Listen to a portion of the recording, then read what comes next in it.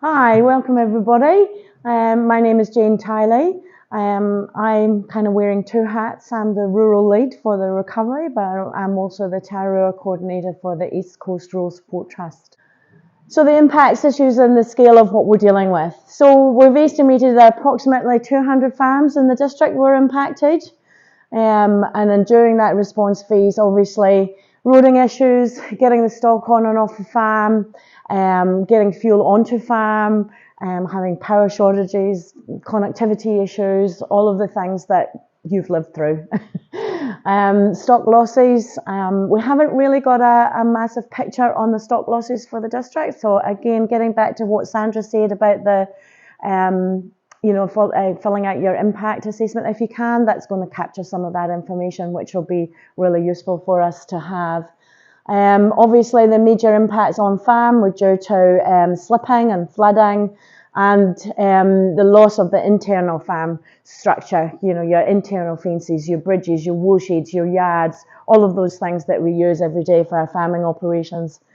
Obviously, farmer well-being and the stress and anxiety dealing with this has been pretty high during that response phase. And also bringing with that is the financial impacts. If you weren't able to get your stock off farm on time, you weren't able to sell the stock, you haven't got the money coming in, and that's not keeping the cash flow going. So making it difficult to have those conversations with banks or with other people around what your financial positions were. So what are we working on now from a rural perspective? So at the very, very beginning, we had a rural hui. And at that stage, we identified 5 key areas that were really going to be important for rural during this recovery. So we identified, and according to research, helping with recovery and farmer anxiety and stress is that the best thing that we can do for that is that practical support.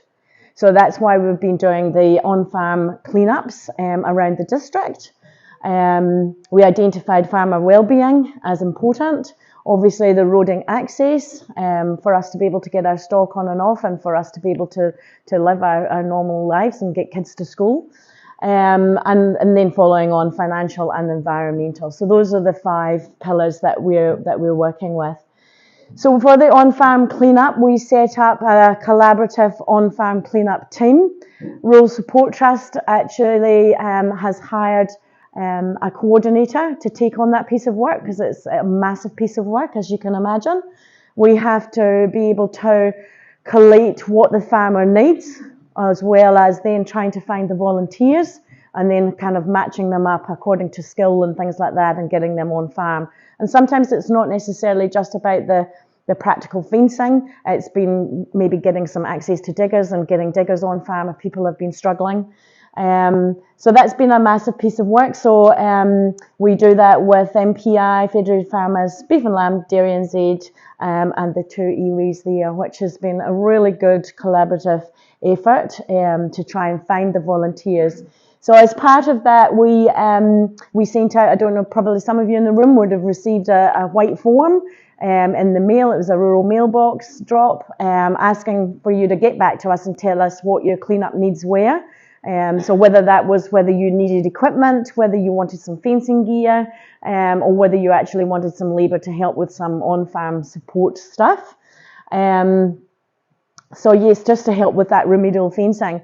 And also to Rural Support Trust have been donated a lot of products, and so we've been able to take that out when we've been going on farm, coils of netting, coils of wire, posts, floodgates. We've been doing all of that kind of thing, and at no cost to the farmer, we've been able to donate that out there. So just trying to help as much as we possibly can in that space.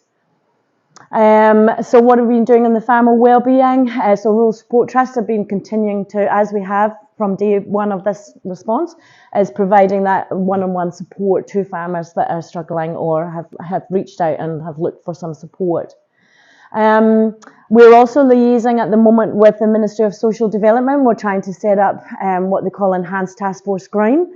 And so that's a government contract to try and get some volunteers, do some training with them and get them back, get them onto farm. So that can be for non-skilled work as well as skilled work. So the non-skilled, pulling debris off fence lines, but more to do that kind of work. And the more skilled work we tend to use farmers for, to be able to get out there. We don't want to be sending people that don't really know what they're doing out to the back of the farm. As Grant said, we've been working really closely with Horizons and helping with anybody that's got any consenting queries or anything like that. So just as a navigating, really helping you guys, if you're having issues, have those conversations and get to the right people that you need to get to. And again, the same thing with the built lead. If we've got issues with roads and there's something that I can take forward on your behalf, then that's what we work together on. We've also been working closely with Te Whatu Ora, which is the Ministry of Health, and their psychosocial lead. We've been meeting with them, just checking in on what's available and what we've got in our communities to be able to look after the people's well-being. So that's just a few things. I could probably have filled 3 slides on that, on what we've actually been doing, but that's a few little things. So what are we doing moving forward? So on farm, I'll just go back actually. So just talking about that on farm collaborative thing, we've just got a few stats here that we got from the other day. So we've had 39 requests of support. 26 of those have asked for some kind of assistance. We have used over 50 volunteers in the cleanup process by the end of this week. And we've had in total over 30 working bees held throughout the district. And 33 farms have been supplied with emergency materials for remedial fencing. So pretty good stats to get out there, that we're working really, really hard behind the scenes to make sure that that on-farm cleanup team is being as effective as possible before we start getting into that winter time when things are going to get difficult. So so continuing with that on-farm cleanup team, and hopefully using teams from Enhanced Task Force Green, from Farmiami, also from the MPI on-farm services team. And I have also got 3 Rural Support Trust facilitators that are leading working bees every week. And I'd like to acknowledge George Ross, who is here in the room today. He happened to phone me at the wrong time for George, but the right time for me. And he said, is there anything I can do? He's got a vast of experience. He worked in the 2004 floods, and I really value his opinions and his help. And so he's been working really around this area as well. He's got a lot of knowledge in this area. And so he's been connecting and working really, really hard to get out here and help people. So thank you, George, from Rural Support Trust.